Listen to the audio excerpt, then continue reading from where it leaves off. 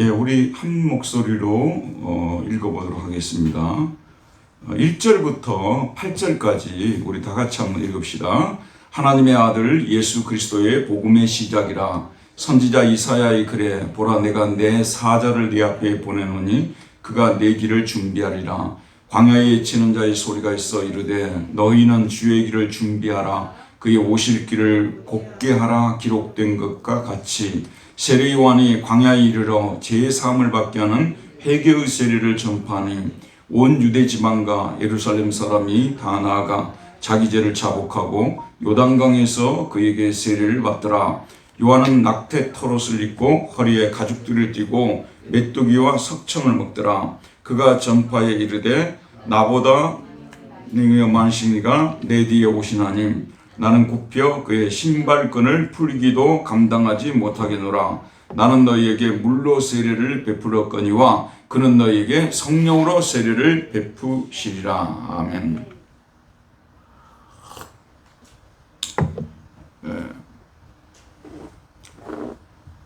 띄엄띄엄 앉아가지고 집중력이 좀 그러네. 이거 어떻게 하는 게 제일 좋을까? 예, 그대로 합시다. 자, 오늘 제목은 회개의 세례를 전파하는 세례요한입니다. 회개의 세례를 전파하는 세례요한. 1번부터 한번 볼까요? 마가는 세례요한이 어디로 갔다고 말합니까? 요한은 거기에서 무슨 일을 했습니까? 먼저 우리 4절을 보도록 할까요? 세례요한이 어디에 갔다고요? 광야에 이르러 광야에 있었다. 세례요한이 광야로 갔다 또는 광야에 있었다. 이렇게 번역할 수 있어요. 거기서 뭐 하고 있었어요? 무슨 일을 하고 있었습니까? 제사함을 받게 하는 회개의 세례를 뭐 하고 있었어요? 전파하니라고 되어 있잖아요. 여기 보면 이 히라보는 케리슈라고 하는데 이게 전파하다는 뜻이에요. 전파하다는 이 단어는 설교하다라고도 번역할 수 있어요. 세례요한은 광야에서 뭐 하고 있었어요? 설교하고 있었어요. 전파하다, 설교하다, 설교하고 있었습니다. 프리칭을 하고 있었어요. 자, 여러분 들어보십시오. 세례요한은 그 광야에서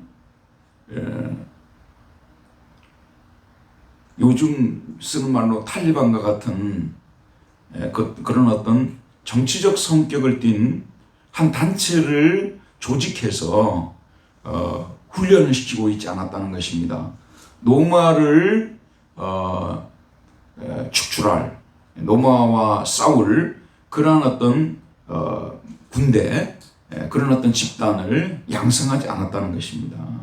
군사 조직을 만들지 않았다는 것이죠, 광야에서. 그 다음에 또 세례요한은 광야에서 무엇을 하지 않았냐 그러면요, 금욕 공동체를 만들지 않았습니다. 여러분, 이 광야는 본래 사람들이 뭐 하기에 좋으냐 그러면요, 거기에서 세속과 떨어져서, 세상과 떨어져서 거기에 있으면서 금욕적인 삶을 살면서 자기 나름대로 자기를 더 세상 물을 빼고 나름대로 하나님과 더 함께 가까워지려고 하고 또 신비 체험도 하고 그런 장소로서 광야를 사용할 수도 있었어요. 실제로 기독교 역사 속에서 보게 되면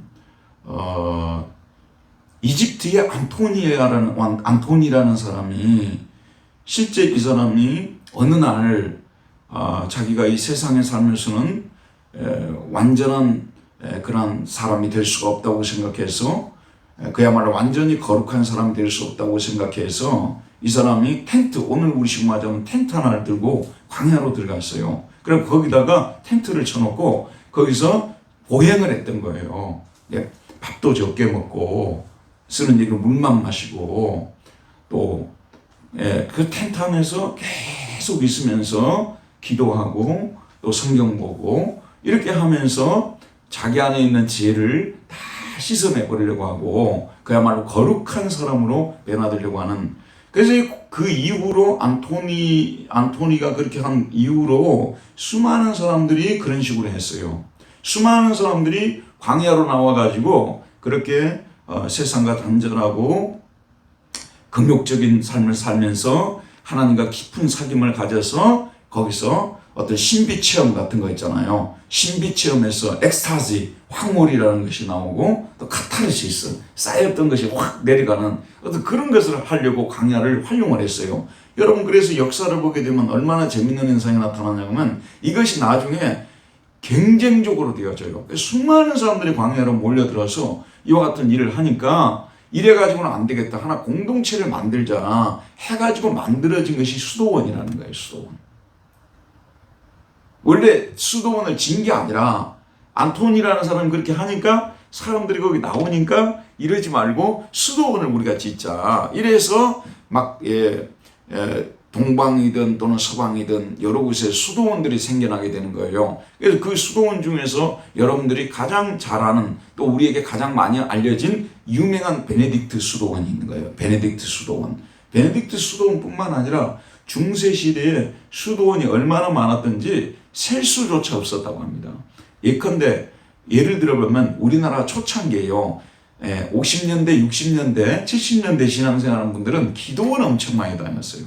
기도원도 수가 엄청 많았는데 우리가 잘 아는 수도원은 여의도 순복음교회에서 운영하는 오산리 기도원 아니면 또 하늘산 기도원 그렇긴 했지만 웬만히 큰 교회는 다 기도원 가지고 있었고요. 저도 그때 청년 때 신앙생활할 때 기도원 많이 드나들었어요.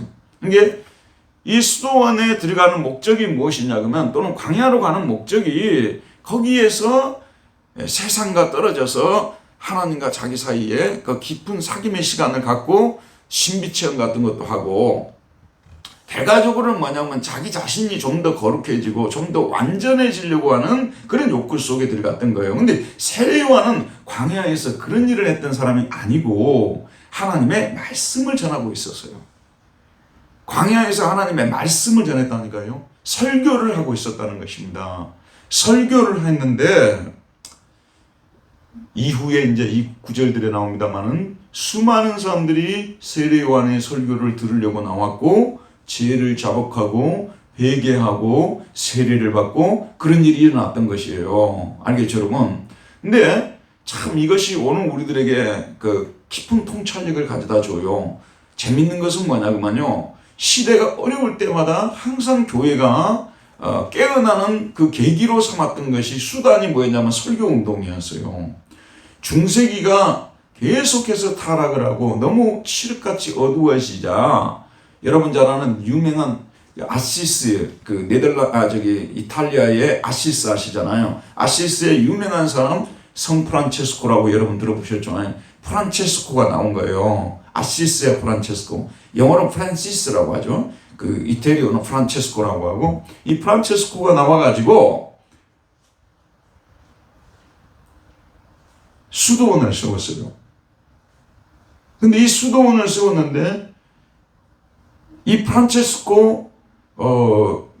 프란체스코를 따르는 사람들이 너무 많으니까 하나의 종단위로 로마 교황이 인정을 해줬어요. 그래서 프란체스코 종단이 생겨나게 된 거예요. 같은 시기에 도미니칸도 종단이라는 게 생겨났어요. 이제 이 사람은 스페인의 노열라라는 사람이 창시한 거고, 그 다음에 이 프란체스코 여기는 이탈리아의 아시스의 프란체스코가 만든 거예요. 근데 이 두 수도원의 공통점은 무엇이냐면 사람들을 갖다가 먹을 걸 주지를 않고 세상으로 내보내는 거예요.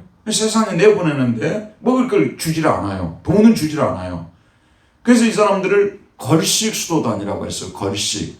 왜 자기가 뭘 안 가지고 다니고 사람들한테 뭘 얻어먹으면서 말씀을 전하는 사람들. 근데 그 걸식 수도원의 특징이 뭐냐면 뭐하라고 세상에 보냈냐 그러면은 뭐 동냥하라고 보낸 게 아니고요. 설교하라고 보낸 거예요. 그래서 이 사람들이 온 세상에 다니면서 막 사람들에게 설교를 하는 거예요. 하나님의 말씀을 전하는 거예요. 근데 이 걸식 수도단의 설교 운동이 중세기에 영향을 미치면서 로마 교황의 부패와 로마 천주교의 부패를 지적하는 세례요한과 같은 그러한 여러 사람들이 이탈리아라든지 프랑스라든지 여러 곳에서 나오기 시작한 거예요. 그래가지고 결과적으로는 종교개혁이 일어나게 됐잖아요. 종교개혁이 일어나서 종교개혁자들이 했던 가장 중요한 일이 뭐였냐 그러면은 설교하는 것이었어요. 그래서 종교개혁자들은 예배에 있어서도 가장 중요한 것이 설교라고 했던 거예요. 여러분 로마 카톨릭에 있어서 로마 카톨릭이잖아요. 로마 카톨릭에 있어서 그 예전에 있어서 가장 중요한 것은 무엇이었습니까? 미사잖아, 미사요. 성찬이야, 성찬. 우리 성찬을 카톨릭에서는 미사라고 해요. 성찬식 알죠?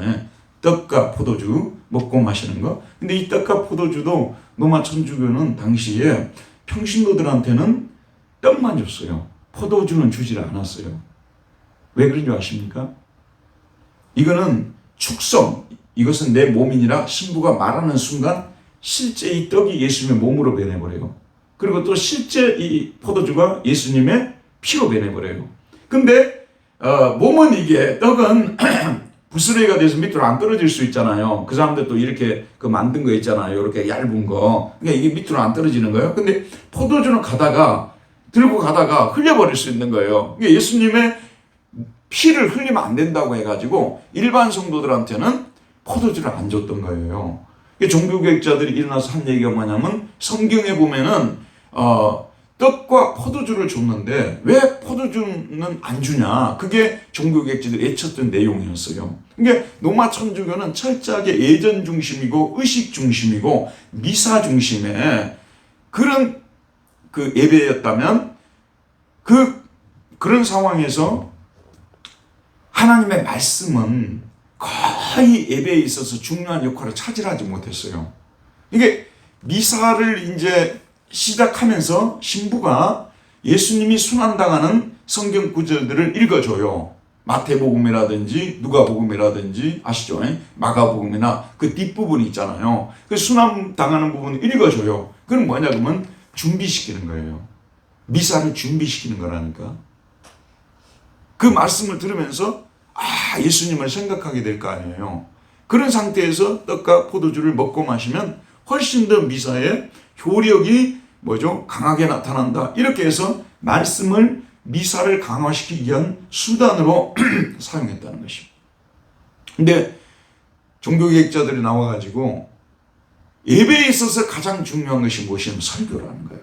적어도 20분, 30분은 다 그 이상, 심지어는 1시간, 심지어는 그때부터 무슨 설교가 유행하기 시작했냐면요. 제네바라든지 비텐베르크라든지 또는 스위스 쥐리시 있잖아요. 그런 데서 설교하는 사람들, 츠빙글리라든지 부처라든지 칼빈이나 이런 사람들이 창세기부터 쭉 이렇게 창세기, 출애굽기, 레위기, 민수기, 신명기 성경 순서대로 설교하기 시작한 거예요.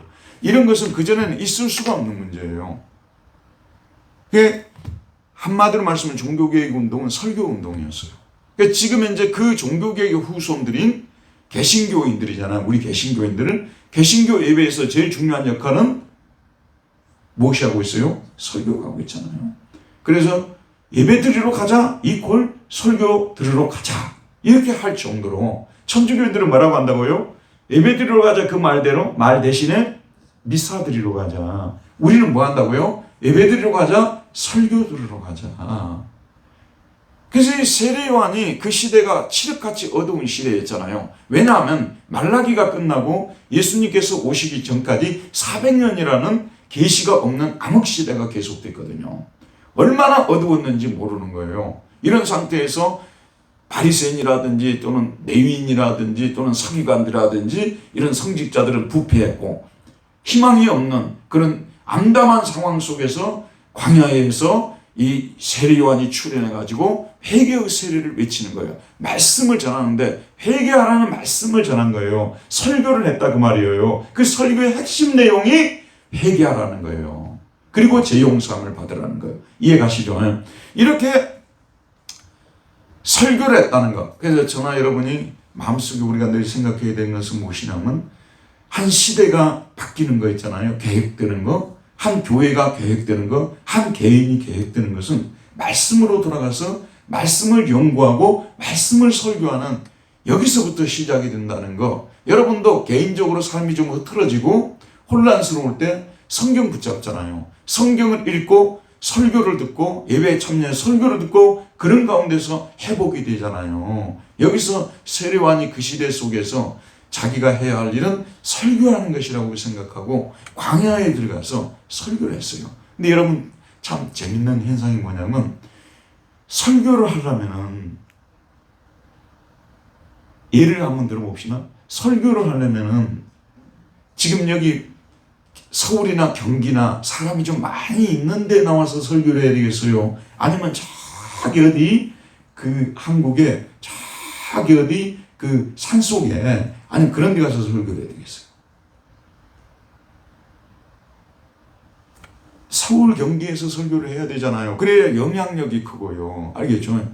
근데 세례요한이 당시에 예루살렘에서 설교를 하지 않았어요. 또 그 이스라엘의 그 핵심 지역인 유대 지방에서 설교를 하지 않았어요. 예루살렘, 베들레헴 그런 데가 유대의 핵심 지역이잖아요. 거기 설교 안 했다니까. 어디에 설교했다고요? 광야에 있었어요. 광야는 사람이 사는 곳이요, 안 사는 곳이요? 안 사는 곳이죠. 척박한 땅이죠. 그리고 일교차도 심한 곳이죠. 그런 데서 설교를 하게 됐다는 거예요. 근데 참 놀라운 사실이 광야에서 설교를 했어요. 예루살렘 시내로 나와서 설교를 하지 않고 광야에서 설교를 했는데 어떤 일이 벌어졌을까요? 자, 2번을 한번 보도록 합시다. 2번에 보게 되면 세례요한이 광야에 이르러 먼저 2번 하고 그 다음에 이제 그 3번으로 가서 아까 제가 말씀드린 거기에 대해서 살펴볼게요. 세례요한이 광야에 이르러 어떤 설교를 했다고요? 그 설교 내용이 무엇이었습니까? 제사함을 받게 하는 회개의 세례를 전파했다. 제사함을 받게 하는 회개의 세례. 회개하고 제사함을 받으십시오. 회개하고 제사함을 받게 하는 세례를 받으십시오.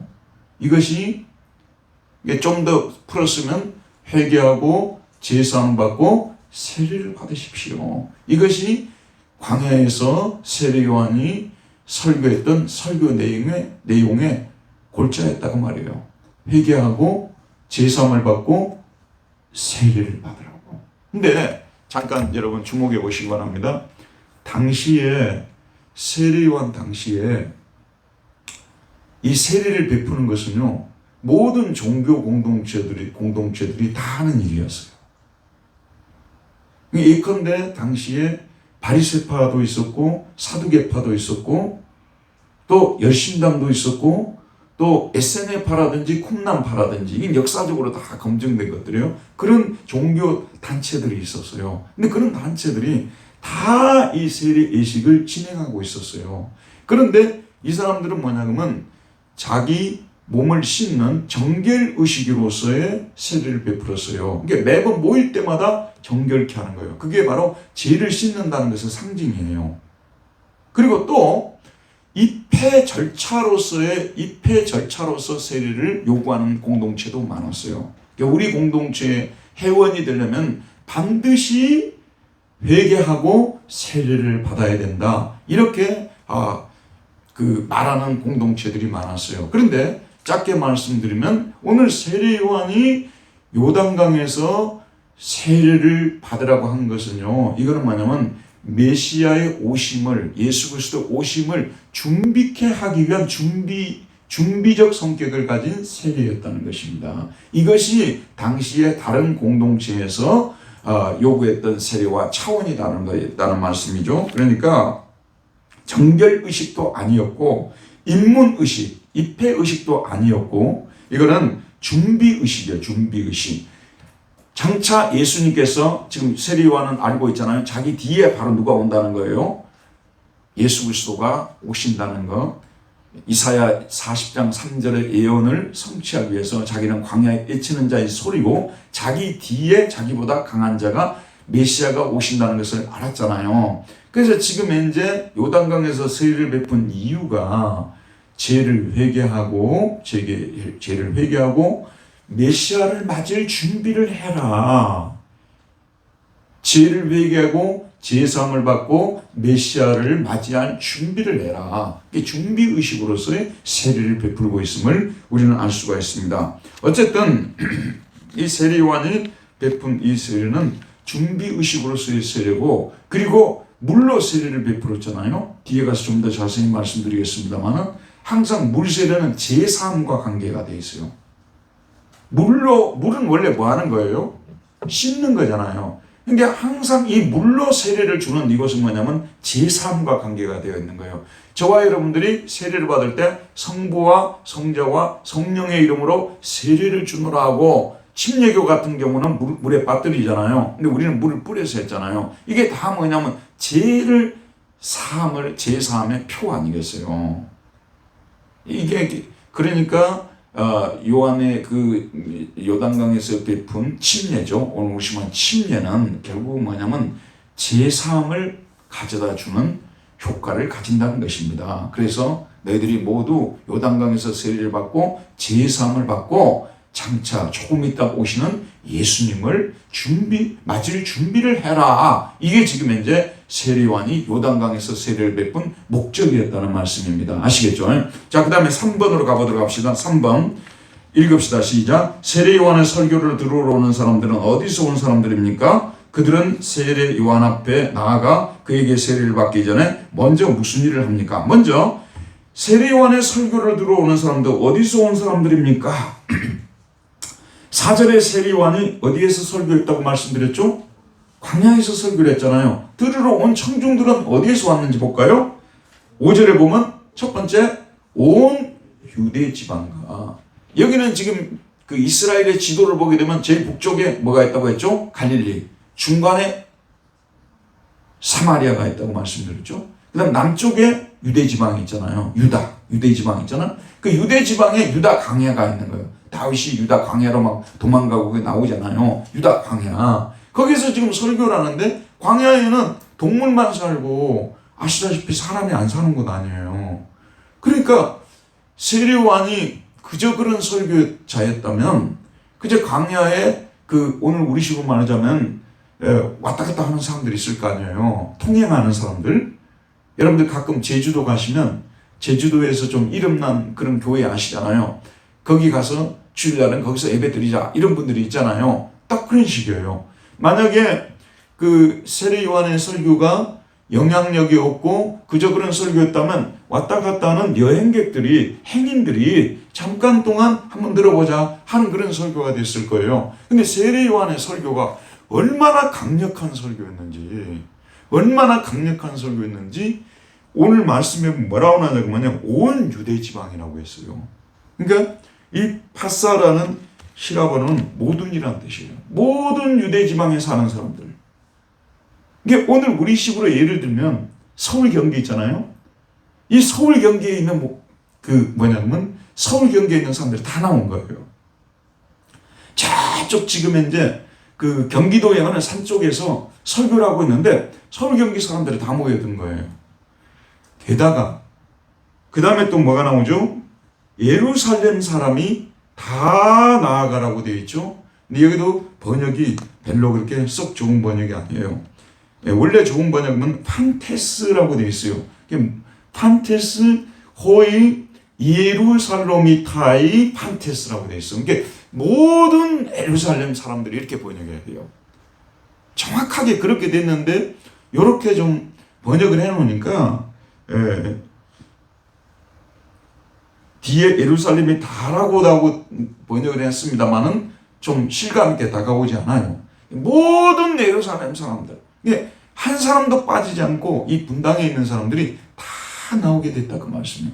그러니까 한번 여러분 그 머릿속으로 상상을 해보시기 바랍니다. 여기는 광야예요. 요한이 설교를 하고 있어요. 그랬더니 사람들이 유대 지방에서 다 몰려오고 구름띠와 같이 몰려들고, 그 다음에 예루살렘에는 어른에서 어린아이에 이르기까지 다 설교를 들으러 왔다.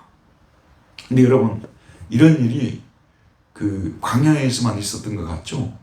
아니에요. 교회 역사 속에서 소위 말해서 큰 부흥운동이 일어날 때 이런 일들이 실제 일어났어요. 그래서 영국의 존 웨슬리 있잖아요. 감리교 창시자. 존 웨슬리가 소위 말해서 이신칭의 복음을 깨닫고 설교를 했는데, 당시에 웨슬리를 갖다가 일반 교회들에서 교회에서 설교를 못하게 했어요. 그래서 이 사람은 옥외 설교를 하게 된 거야. 저 바깥에 무대 만들어 놓고 설교하는 거, 그 존 웨슬리가 시작한 거예요. 그러니까 이 사람은 저기 강원도 태백의 그 관광촌 있잖아요. 당시에 소외된 사람들, 그 관광촌을 찾아가는 거예요. 그러니까 거기서 오늘 저녁에 설교합니다만 그 태백에 있는 사람들이 다 모여들었어요. 거기서 그 설교를 듣고 은혜를 받고 눈물을 흘리고 회개하고 돌아오는 사람들. 온 영국을 순회를 하면서 존 웨슬리, 또 이 장로교에서는 조지 휘필드, 이런 사람들을 통해서 영국의 부흥운동이 일어나요. 그게 어디로 건너가냐면요, 미국으로 건너가요. 그래서 미국의 18세기, 19세기 제1차 대각성운동, 제2차 대각성운동이 일어나는데, 그때가 동일했어요. 수많은 군중들이 어느 지역에 들어가잖아요. 그 지역 사람들 다 모였어요. 그 설교를 듣기 위해서. 우리나라 평양에서도 이런 일이 났어요. 1907년에 평양에 장대현 교회라고 가장 큰 교회, 장대현 교회. 장대현 교회 길선주 목사님이 거기서 목회를 하신 분이세요.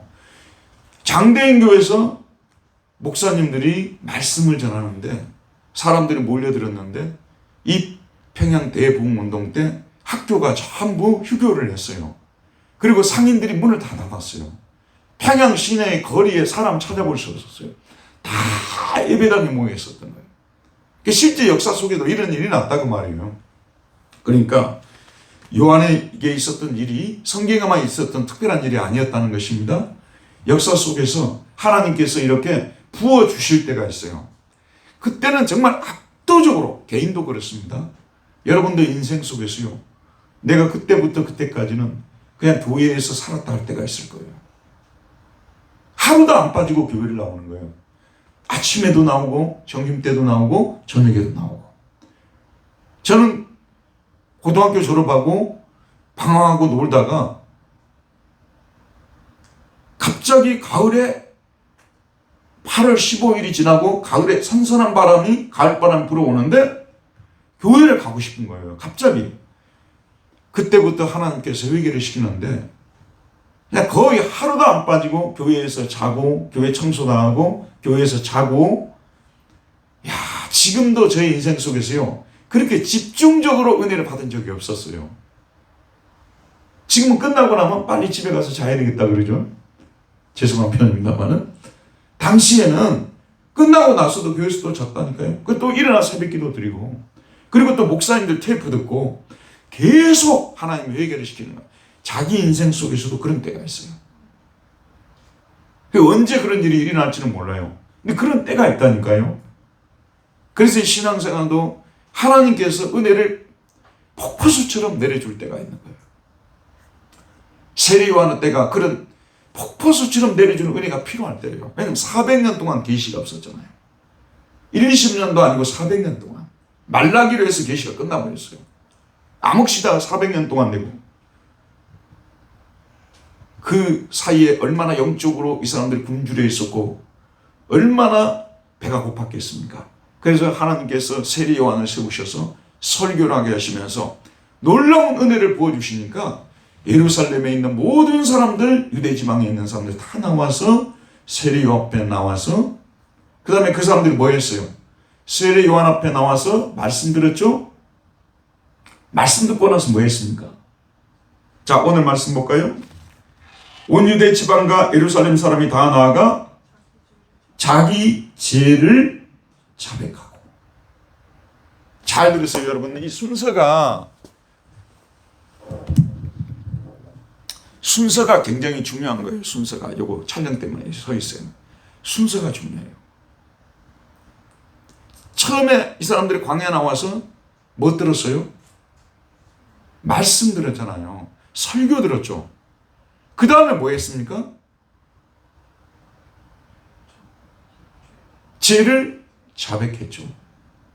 맞죠? 오늘 말씀 보면 자기 죄를 자백했죠. 그 다음에 그 사람들이 뭐 받았어요? 세례 받았어요. 순서가 있어요. 처음에 하나님 말씀을 듣고 죄를 자백하고 그 다음에 세례를 받았어요. 본래요, 이 순서대로 되어져야만 하는 거예요. 세례를 받은 후에도 전혀 변화가 없고 새로운 삶을 살지 않는 이유가 뭐냐면요, 세례를 잘못 받아서 그래요. 먼저 세례를 받기 전에 하나님의 말씀을 들어야 되는 거예요. 그래서 예수 그리스도를 영접하고 예수 그리스도를 믿고 그 다음에 자기의 죄를 자백해야 되는 거예요. 그리고 나서 세례를 받아야 되는 거예요. 그게 정확하게 이 순서가 이루어졌던 것이요. 요단강에서 일어났던 이 순서대로만 되어지게 되면 교회에 가짜 크리스찬이 한 명도 없게 되는 것이죠. 그런데 말씀을, 그래서 세례를 받기 전에 가장 중요한 것이 무엇이냐면 말씀을 읽고 말씀을 듣고 말씀을 공부하고 제일 중요한 단계예요. 그 다음에 말씀에 비추어서 자기의 죄를 자백하고 그 다음에 세례를 받아야 이것이 정확한 순서가 되는 것입니다. 그런데 실제 교회가 타락하고 그러다 보게 되면 이 순서가 잘 지켜지질 않아요. 특별히 여러분 교회 역사 속에서요, 집단 세례 아시죠? 집단 세례, 군대 같은 데서 거기 사단장이 예수를 믿으면 목사님들 모셔다가 거기서 그냥 전부 줄 세워놓고 집단 세례를 받는다고 말이에요. 이건 성경적이 아니에요. 물론 그 집단 세례를 받고 난 후에 그것이 계기가 돼서 예수 그리스도를 믿는 사람도 있겠지만 성경적으로 보자면 그것이 순서가 아니에요. 먼저 그들에게 일정한 기간 동안 하나님의 말씀을 들려줘야 되는 거예요. 그 사병들에게 일정한 기간 동안 말씀을 들려주고 그 중에 이 말씀을 듣고 자기의 죄를 깨닫고 예수님을 영접하고자 하는 사람들이 걸러져야 되는 것이고, 그리고 그 사람들에게 세례를 베푸는 이 순서가 맞는 것이죠. 너무나 정확해요. 너무나 정확해요. 이 순서가요. 자, 그 다음에 봅시다. 그 다음에 몇 번입니까? 4번이에요. 4번 읽읍시다. 시작. 요한은 어떤 옷을 입고 어떤 음식들을 먹었습니까? 요한의 이 모습은 구약의 어떤 선자를 연상하게 합니까? 오늘 말씀 보면 요한은 무슨 옷을 입었어요? 낙타 털옷을 입고 허리에 가죽띠를 띠고 그 다음에 메뚜기와 석청. 석청은 이건 뭐냐고 하면요, 야생꿀을 말하는 거예요. 야생꿀. 그러니까 제가 조사를 해보니까 광야에서 입을 수 있는 옷은 그 옷밖에 없고, 광야가 저녁이 되면 일교차가 심하죠. 여러분 알고 계시죠? 낮에는 40도가 넘잖아요.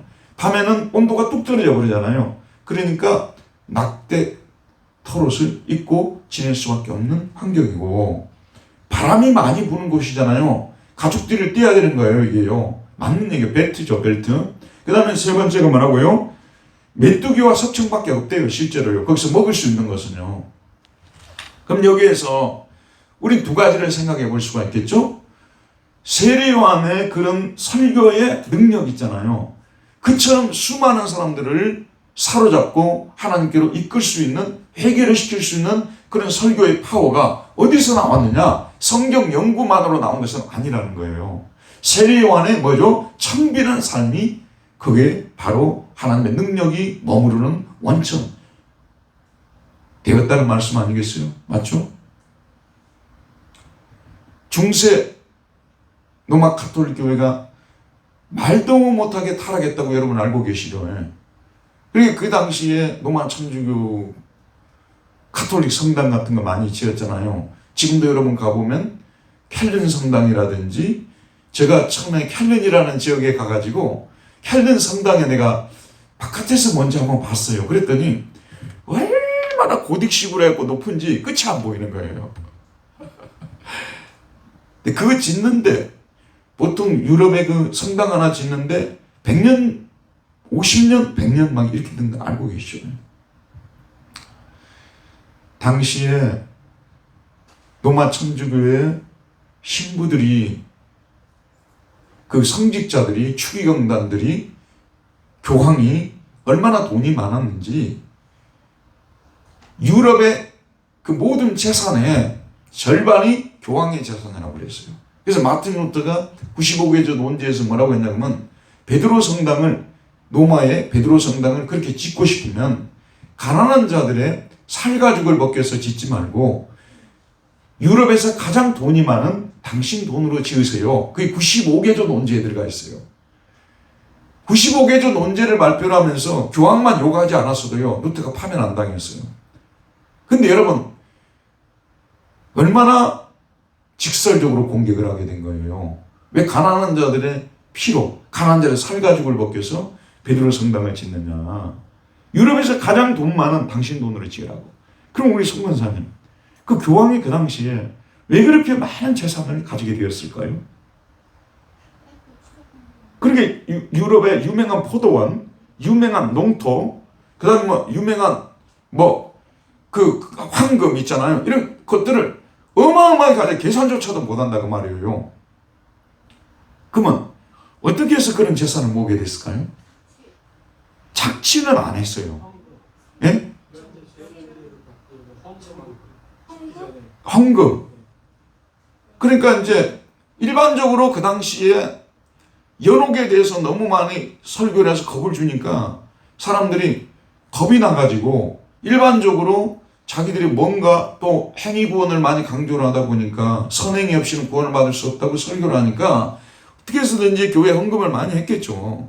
근데 그런 것 가지고 당시에 대부분의 농노들은 가난했기 때문에 그렇게 엄청난 돈을 가질 수가 없어요.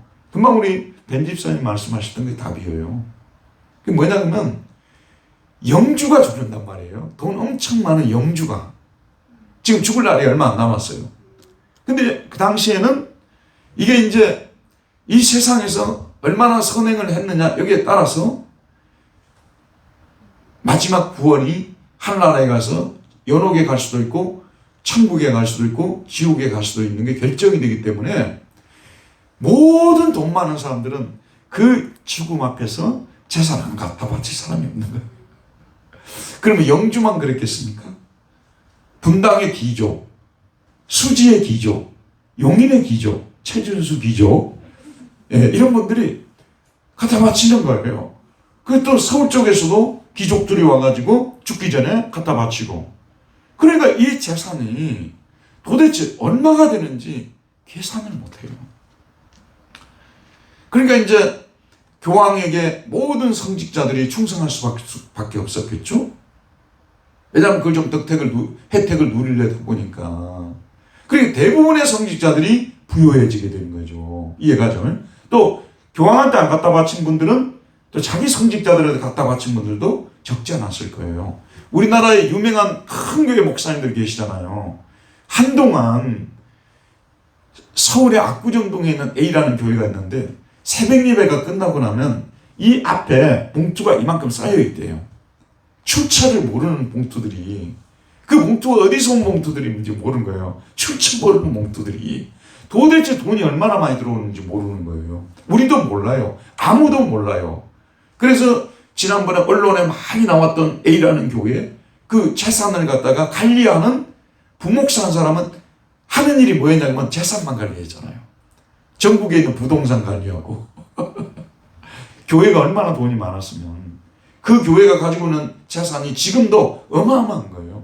그래서 다른 목사님들한테 맡기지 못하고 자기 아들을 그렇게 세우려고 했던 거 아니에요. 지금도 그러니 중세기에 로마 교황이 정말 하나님 다음으로 이와 같이 높은 분이라고 생각했던 그런 시대에는 어떠했겠습니까, 여러분? 그래서 들어보세요. 그래서 거기다가 면제부 판매해가지고 수많은 또 수입을 올렸잖아요. 그러니까 이 교회가 가지고 있는 돈이 얼마인지를 몰라. 그러다 보니까 성직자 한 사람 한 사람들이 부자죠. 근데 제가 이 얘기 조금 할게요. 천주교에서는 신부님들이 결혼해요, 결혼하지 않아요? 결혼 안 하죠. 왜 결혼 안 할까요? 이유가 있어요. 많은 분들이 그러거든요. 처음부터 신부님들이 결혼 안 한 줄 알아요. 아니에요. 베드로 결혼했어요, 안 했어요? 베드로 결혼했어요, 안 했어요? 베드로는 사도 바울 빼고는 사도들이 다 결혼했어요. 그 다음에 그 이후에도 AD 350년까지만 해도 대부분의 성직자들이 결혼했어요. 근데 아까 안토니라는 사람 있잖아요. 그런 사람들 서서히 혼자 돌을 닦는 사람들이 많이 나온 거야. 그래서 이 사람들은 세상과 결별한다고 해서 결혼을 안 하고 독신으로 사는 성직자들이 나오게 된 거예요. 근데 그게 끝까지 들어보세요. 이건 제가 이제 논문을 쓰면서 다 연구한 거예요. 근데 성도들이 이 세례를 받는다든지 신앙 상담을 한다든지 하면 다 누구한테 가냐면 결혼 안 하고 독신으로 사는 성직자들한테 가는 거예요. 이해가죠? 왜냐하면 그분들은 더 거룩한 분들이고 더 신령한 분들이기 때문에 그분들에게 가야 한마디로 말해서 좀 더 좋은 그런 카운셀을 받을 수 있다고 생각했던 것이죠. 기도를 받거나 그러면 더 좋다고 생각했죠. 그러다 보니까 교회 안에서 결혼을 안 하는 성직자들이 점차 늘어나게 되는 거예요. 그래갖고 나중에는 또 교회에 약간 또 흐트러지는 그런 면도 있고 하면서 그레고리 1세라고 있어요. 그 교황의 역사에서는 그레고리 1세, 그레고리 4세, 그레고리 7세, 그레고리라는 이름을 가진 분들이 굉장히 그 교황청의 역사에 있어서 중요한 역할을 했던 분들이에요. 그레고리 1세라는 교황이 AD 6세기에 모든 성직자는 독신해라 그렇게 해버린 거예요. 선포를 해버린 거예요. 법령으로서 딱 정해버린 거예요. 모든 성직자는 뭐냐면 성직자가 되는 모든 사람들은 독신해라. 그래서 그때부터 독신이 된 거예요. 그 전까지 결혼했다니까요. 이게 그런 것이 어딨냐고 말이에요. 성경에서 보면 어떤 사람은 독신으로 사는 또 사람은 독신으로 살고 그 다음에 결혼하는 사람은 결혼하라는 것이 그게 성경이거든요. 그래서 우리 개신교도 보게 되면은 결혼 안 하고 혼자 사는 목사님들이 계세요. 그게 좋은 거예요. 개신교는 또 모든 목사들이 결혼해야 된다. 그건 아니라고 봐요. 자기 은사에 따라서 나는 결혼 안 하고 목사로 살겠다면 살게 하고 결혼하고 살겠다면 살게 하고 이래야 되는 거거든요. 노마 천주교도 그래야 되는데 여러분 돈은 어마어마하게 많은데 혼자 살게 하고 있어요.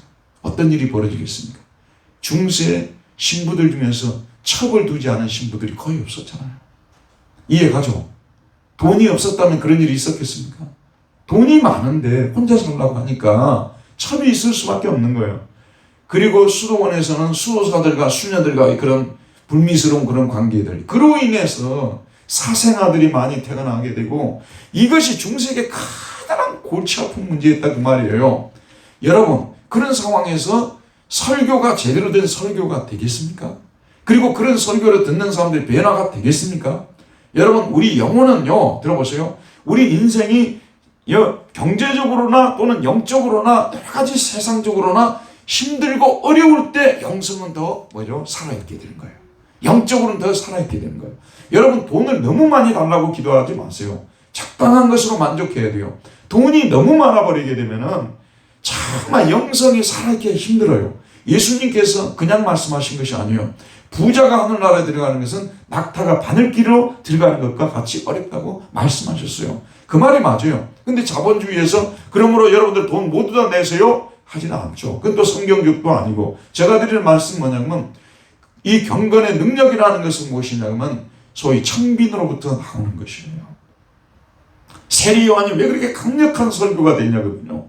가난했잖아요. 아무것도 가진 것이 없었잖아요. 그러니까 그는 사람을 두려워하지 않고 설교를 할 수 있었던 것이고 누구 눈치 안 보고 설교할 수 있었던 것이고요. 맞죠 여러분?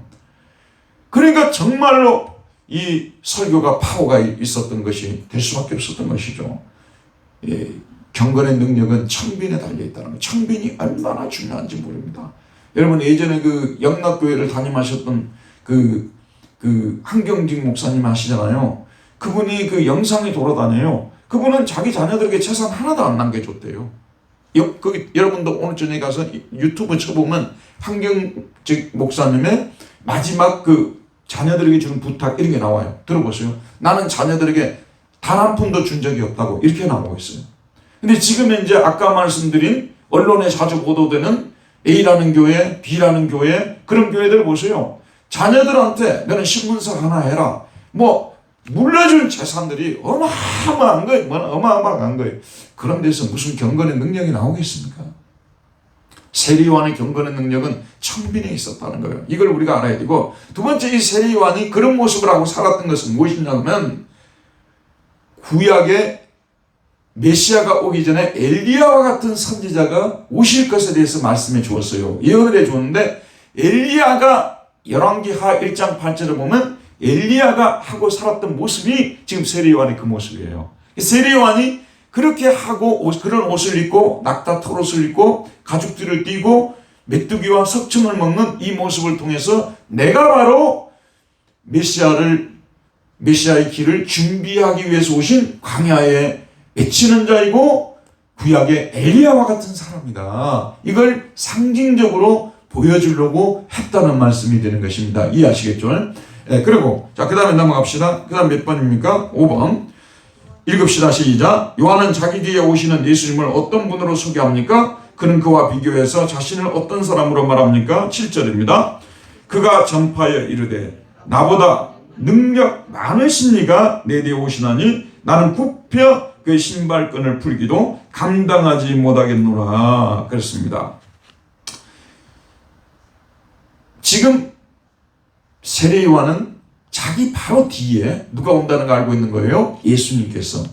그토록 이스라엘 백성들이 기다리던 메시아이신 예수님이 출현하실 것에 대해서 알고 있는 거 아니에요? 근데 자기와 예수님을 비교해 보게 되면 자기는 자기보다 훨씬 더 많은 능력을 가진 분이다. 여러분 잠깐 쓰지 마시고 저를 한번 보세요.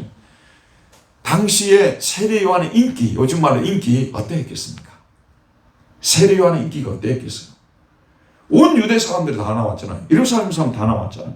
광야에 그냥 입추의 여지가 없이 수많은 군중들이 있잖아요. 지금까지 당신 설교 같은 설교를 들어본 적이 없다. 당신같이 청빈하게 사는 사람을 본 적이 없다. 얼마나 찬사가 쏟아졌겠습니까? 여러분 한번 생각해 보세요. 그랬겠죠? 그래서 사도 세례 요한을 메시아로 우리가 그토록 기다리던 메시아가 당신이 아니냐. 실제로 그렇게 물어봤다니까요. 이 마가복음에는 나오지 않지만 다른 공간복음서에 보면 그게 나오잖아요. 오실 그이가 당신입니까? 이렇게 물어보잖아요. 그토록 인기가 좋았어요. 세례 요한이 그걸 잘라버리는 거예요. 내 뒤에 오시는 분은 나보다 능력이 훨씬 많은 분이시다. 여러분, 제가 지난 시간에 말씀드렸죠. 어떤 대통령 후보가, 대선 후보가, 유력한 정당의 대선 후보가 지금 현재 나와서 유세를 할 거예요. 근데 그 대선 후보가 나오기 전에 먼저 앞에서 바람 잡는 사람들 있다고 말씀드렸죠.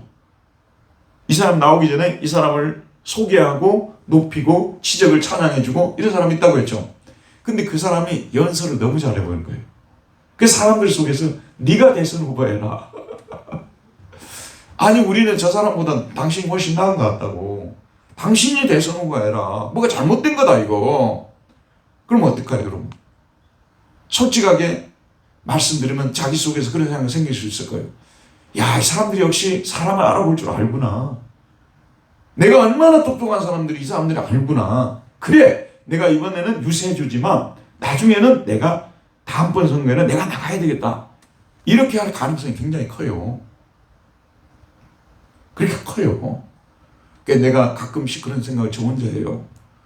내가 큰 교회 목사님, 소위 대교회라는 대형교회 목사님이 안 되기 참만 다행이다. 정말 너무나 감사해요, 저는요.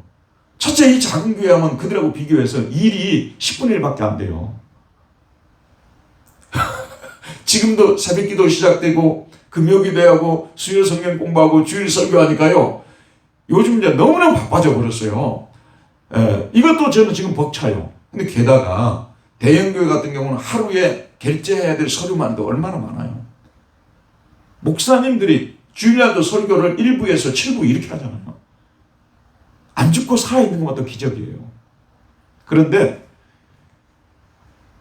아무튼 모든 사람들은 수많은 사람들한테 유명해지고 수많은 사람들을 설교할 수 있다는 것에 대해서 그게 정말 바라는 사항 아니겠어요? 희망 사항이겠죠. 그런데 그런 자리에 아무나 못 가는 거예요. 거기 가다 보면 야심이라는 것이 생기게 되고요. 명예욕이라는 것이 생기고 권력욕이라는 것이 생기고 소유욕이라는 것이 생겨가지고 지금 일부의 욕 얻어먹는 목사님들처럼 될 수 있는 거예요. 작은 교회는 누가 알아주는 사람이 없어요. 이 작은 교회에 계신 분들 중에서도 안 알아주는 분들이 많은데 누가 일부러 와가지고 알아주겠어요?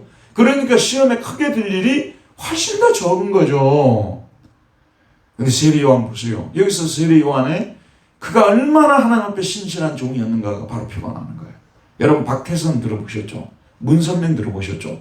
일반 교회에 아주 그냥 우리들과 같은 똑같은 신앙인들이었어요. 집사도 했어요. 박태선, 문선명 장로도 했어요. 똑같아요. 우리 여러분 지금 앉아있는 여러분하고 똑같은 분들이에요. 그런데 이분들을 통해서 무슨 기적이 좀 나타나고 이런 것들이 표적이 좀 나타나고 이랬다 그러더라고요. 그러니까 이 사람들이 간덤뱅이가 부어가지고 간이 부어가지고 이 사람들 그럼 나 종교 교주해야 되겠다. 그래서 이 사람들 교주가 되고 그랬잖아요. 세례 요한은 이들보다 훨씬 더 유명한 분이었고 그런 분이었지만 딱 참마에 따라 나는 예수님과 비교해서 나는 신발끈을 이거 신발은 여기 샌들이에요. 샌들끈을 풀어줄 수 있는 사람조차 안 된다. 여러분 샌들은 누가 풀어주는 거예요? 샌들은 누가 이게 풀어주는 거예요? 종이 풀어주는 거잖아요. 근데 이건 그것조차도 못한다니까 종도 자격이 없다고 그렇게 비교를 하는 거예요. 이해가 죠? 얼마나 겸손한 사람이었는가. 그리고 여러분 다른 또 공간복음을 보면 나는 그리스도가 아니라고 딱 그렇게 잘라서 얘기를 해요. 나는 그리스도 여러분이 기다리는 메시아가 아니라고. 얼마나 세례 요한이 여러분 들어보세요. 지금은 우리가 세례 요한 같이 그렇게 유명해지지 않고 사람들이 떠받들어 주지 아니하고 사람들이 입에 오르내리지 않으니까 우리가 나름대로 괜찮은 사람인 것처럼 보일 수 있지만 우리도 역시 이와 같이 사람들이 떠받들어 주고 박수를 쳐주고 대단하다고 막 칭찬해주고 막 높여주고 막 이런 일이 일어나게 되면 탈선할 가능성이 많아요. 그러니까 여러분 세례 요한의 모습은요 우리 가슴 속에 담아서 항상 그런 생각이 들 때마다 나는 예수를 믿을 때 세례 받을 때 이미 죽은 사람이다. 세례라는 것은 뭐냐면 이미 세례를 받을 때 예수와 함께 죽은 거예요. 저와 여러분은 지금 이제 예수 안에서 예수님의 지체로 사는 거지 우리 한 사람 한 사람 그때 다 죽었어요. 세례 받을 때 다 죽은 거예요. 그렇기 때문에 우리 개개인을 내세우면 안 된다는. 여러분이 거꾸로 이 사회생활을 할 때 있잖아요. 사회생활을 할 때는 여러분들이 인격이에요. 인격은 뭐냐면 항상 책임이 수반되는 거예요. 인격 개념 속에는 책임 개념이 항상 들어있어요. 여러분들은 책임을 져야 되고 결단을 해야 되고 이 사회에서는 그래야 되죠. 맞죠? 지금 교회 안에서는 철저하게 주님의 결단과 주님의 명령을 따르는 사람들. 왜냐하면 우리 주님의 몸의 한 부분이라고 말했잖아요. 여러분이 주님의 손이고 발이고 눈이고 귀라는 말씀이죠. 근데 귀가 명령을 내리면 안 되죠. 예. 손이 명령을 내리면 안 되죠. 근데 이 교회 안에서는 철저하게 우리 자신은 부정돼야 되는 거예요. 철저하게 우리 자신은 부인돼야 되는 거예요. 우리 지금 연집사님이 사업을 하고 계시는데 사업을 하는 관계에서는 인격의 관계예요. 그리고 회사의 지금 현재 주인이에요. 그러니까 다른 사람들과 협상할 때는 자기 의지를 내세우고 또 자기 의견을 내세우고 자기가 또 어떤 결정했으면 책임을 지고 그런 행동이 따라야 되잖아요. 그러나 이 교회 안에서는 여기는 뭐냐면 주님의 교회고 주님의 회사예요. 그렇기 때문에 여기서는 철저하게 주님을 내세우는 데 익숙해져야 돼요. 그래야만 여러분 지금은 괜찮지만 더 여러분들이 교회에 많은 사람들 앞에서 일하는 사람이 되고 교인들한테 여러분도 유명해지고 좀 더 큰 교회 다닌다면 더 그러겠죠. 이런 상황에서 세례요한 같은 모습이 없어버리면요 큰 문제가 일어나는 것입니다. 세례요한이 너무나 훌륭한 분이에요. 정말 몇백 년 몇천 년에 한번 나올까 말까 하는 사람 난 세례요한이라고 생각하거든요. 이렇게 말한 사람이 없었어요. 심지어는 예수님을 3년 동안 따라다녔던 베드로와 12제자들 있잖아요. 예수님이 지금 내일 모레 십자가에 못 박힌다고 하는데 나중에 천국에서 누가 오른편에 앉느냐 이 가지고 서로 제자들끼리 싸웠잖아요. 3년 동안 따라다닌 사람들이. 근데 세례요한은 뭐냐면 처음 시작하면서부터 그분은 나보다 훨씬 더 능력이 많으신 분이십니다. 나는 그의 신발끈 풀기도 합당하지 않은 그의 종이라는 이름조차도 들을 수 없는 그런 사람입니다. 참 은혜가 됩니다, 여러분. 자기 삶은 어땠습니까? 얼마나 청빈하게 살았습니까? 재산은 하나도 없었던 것이죠.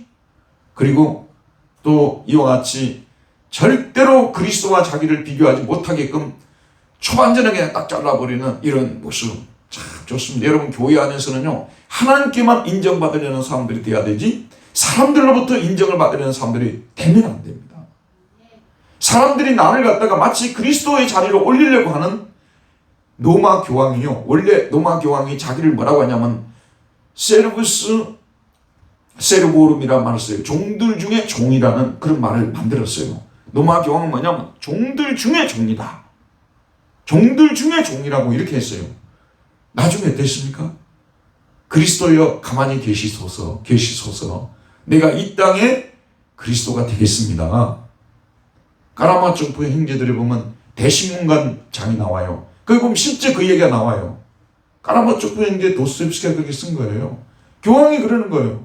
예수님이 나오니까 나오지 말라고 들어가라고. 내가 예수 노릇하겠다고. 한번 생각해 보세요. 목사님들이 좀 큰 교회 목회를 하니까 어제 아침에도 내가 그런 얘기를 했어요. 이제 어떤 목사님들이 몇 명이 앉아서 얘기를 나누는데 우리 교회 옆에 어떤 큰 교회가 있잖아요. 그 교회는 구역 예배를 드리잖아요. 그러면은 처음에 구역 예배로 드리러 모인 사람들이 성경을 공부하려고 하지 않고 그 교회 목사님 찬양만 계속하고 있다는 거예요. 목사님 찬양 한두 번 할 수 있겠지만 그 목사님은 우상시 여기는 것이거든요. 그래서 그 목사 없이면 난 신앙생활 안 하겠다. 못 하겠다고. 얼마나 성도들이 신앙생활 잘못된 것입니까? 다 우리 인간은 누구나 다 가려져야 돼요. 왜냐하면 우리는 모두 세례 때 죽은 사람들이기 때문에 오직 예수 그리스도만 드러나게 만들어야 되는 것이고요. 그분만은 찬양해야 돼요. 그래야 올바른 신앙. 그래서 목사님들을 무시하지 않고 존중해 주는 것은 바로 이런 참된 복음을 전해 주어서 우리로 하여금 예수님을 소개해 주고 하나님이 누군가를 가르쳐 줘서 나에게 참된 삶을 이끌어 주신 분이라는 그런 차원에서 존중해 주는 태도는 필요한 거죠. 그러나 로마 천주교처럼 교황을 신격화시킨다든지 우리나라의 대형교회 신자들처럼 그 대형교회 목사를 신격화시킨다든지 철저하게 잘못된 것이에요. 철저하게. 내가 아는 그 경북대 교수님 한 분 계시는데 그분이 늘 페이스북에 글을 올리가 뭐냐면 대형교회는 폭파시켜야 된다 그래요. 해체시켜야 된다 그래요. 사실은 대형교회는 교회가 아니에요. 교회가. 대형교회 목사님들 중에 자기 교인이 누군지도 모르는 사람이 얼마나 많아요. 자기 교인이 누군지도 모르는데. 그게 참 안타깝습니다. 어쩌다 보니까 대형교회가 우리나라는 생겨버린 거예요. 그리고 있는 걸 없앨 수도 없는 것이고 어려운 상황이 되어 있는데 목사님들 중에서 대부분이 겸손하시죠. 하지만은 교인들이 그렇게 안 하는 경우들이 많다는 그런 말씀이에요. 세례요한은 목사든 우리 성도들에게든 굉장히 기감이 되고 본받아야 될 분이라는 사실을 다시 한번 말씀드리겠습니다. 자, 그 다음에 6번 읽읍시다. 시작. 요한은 자신은 그들에게 물로 세례를 베풀었지만 예수님은 그들에게 무엇으로 세례를 베풀 것이라고 예언합니까? 나는 8절 너희에게 물로 세례를 베풀었거니와 그는 너희에게 성령으로 세례를 베풀리라. 요한이 베푼 세례는 물 세례잖아요. 물로 베푼 세례였잖아요. 이건 죄를 씻는 세례, 죄를 용서해 주는 세례예요. 항상 물 세례는 죄를 용서해 주는 세례하고 죄 용서하고 관계되어 있어요. 그런데 이 물 세례를 받는다고 해서 성령님께서 우리에게 오시는 건 아니에요. 예수 그리스도를 믿는 자에게 예수님께서는 누구를 보내주십니까? 우리 마음속에 성령님을 보내주시는데, 집사님, 성령님이 이 땅에 예수님이 성령을 보내주시는 목적이 무엇이냐면요. 들어보세요. 예수님께서 우리를 구원해 주신 목적은, 죄를 용서해 주신 목적은 하나님의 성품을 닮은 새로운 삶을, 하나님의 뜻을 준행하는 새로운 삶을 살게 하는 데 목적이 있어요. 근데 새로운 삶은 우리 자연의 힘으로 살 수가 없어요. 성령님께서 도와주셔야 돼요. 성령님께서 도와주지 않으면 우리가 우리 힘으로 새로운 삶을 살아갈 수가 없는 거예요. 이해가죠? 예. 그래서 우리가 물로 세례를 받을 때는 제사만 받지만 새로운 삶을 살 수 있는 능력까지 주어지는 건 아니에요. 반드시 성령님이 우리에게 오셔야 되는 거예요. 근데 성령님이 오시게 하시기 위해서는 반드시 누가 세례를 베풀어야 되는 것입니까? 예수님께서 성령으로 세례를 베풀어 주셔야만, 다시 말씀드리면 예수를 믿는 자에게 예수님께서 누구를 보내주는 거예요? 성령님을 보내주시는 것입니다. 그래서 우리가 성령이 오셔서 성령의 도우심으로 새로운 삶을 살아가게 되는 것이죠. 자, 그러면 저를 보세요. 순서로 보면 이렇게 돼 있어요. 목사님이 설교를 하잖아요. 목사님이 설교를 하면 우리가 그 설교의 내용은 예수를 믿으라는 얘기 아니에요? 맞죠?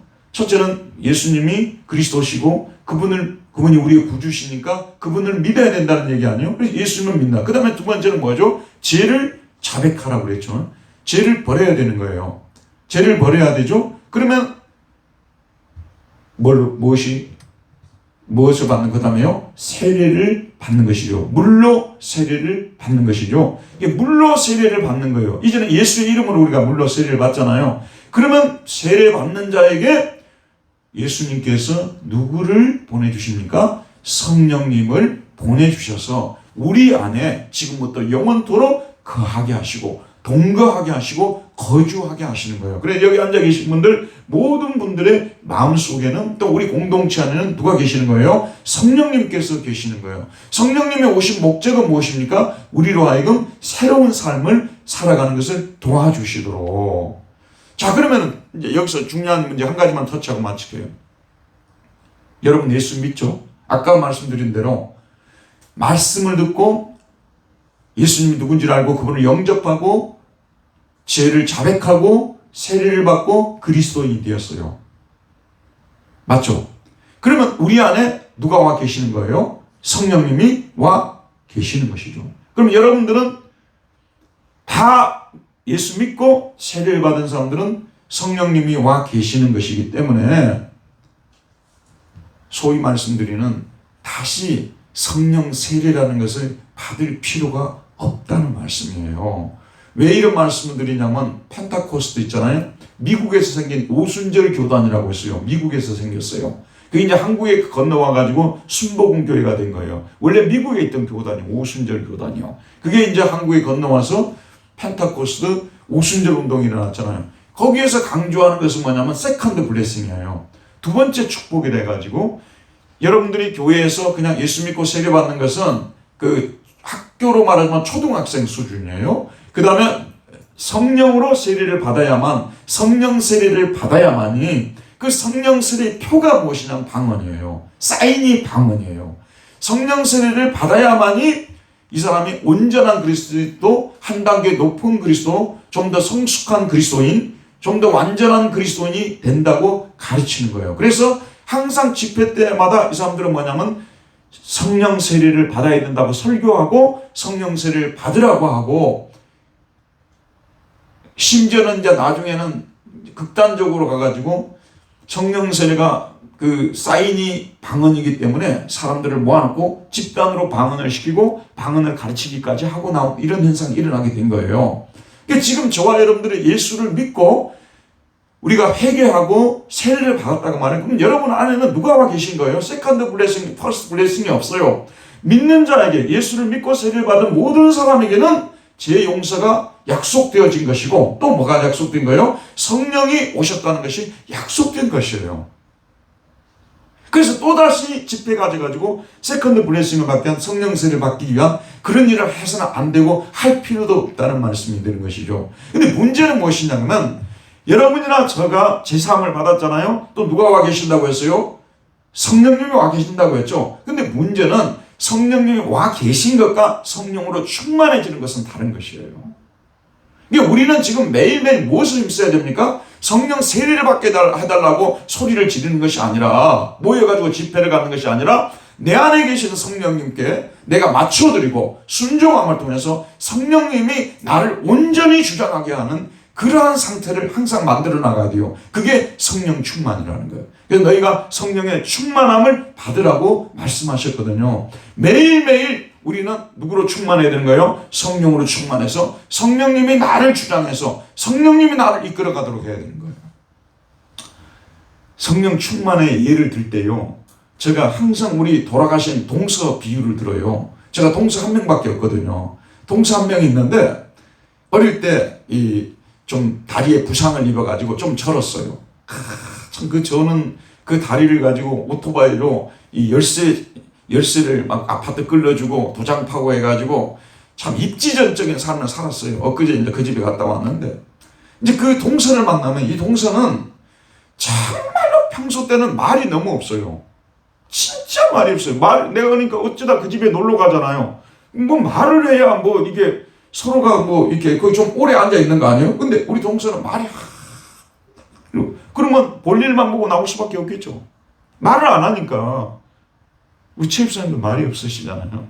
말을 안 하면 내가 오래 못 앉았는 거예요. 말을 해야. 근데 우리 최입사님 만나면 말을 잘 하는데 서로가 말 잘해요. 근데 이게 저쪽에서 말을 너무 안 하는. 근데 우리 동서가 말을 엄청나게 많이 할 때가 있어요. 쉬지 않고 말할 때가 있어요. 언제겠어요? 이제 본인이 술을 여기다 집어넣는 거예요. 술을 가득 채우면 술이 취하는 거 아니에요. 술이 충만해지는 거죠. 그러면은 그냥 그동안에 이 속에 쌓아놨던 말들이 그냥 계속 쉼없이 2시간도 3시간도. 그래서 이 목사가 정말 참 아이러니하게 말도 안 되는 일이지만 어떤 때는 우리 동서가 좀 술을 마시고 계셨으면 좋겠어요.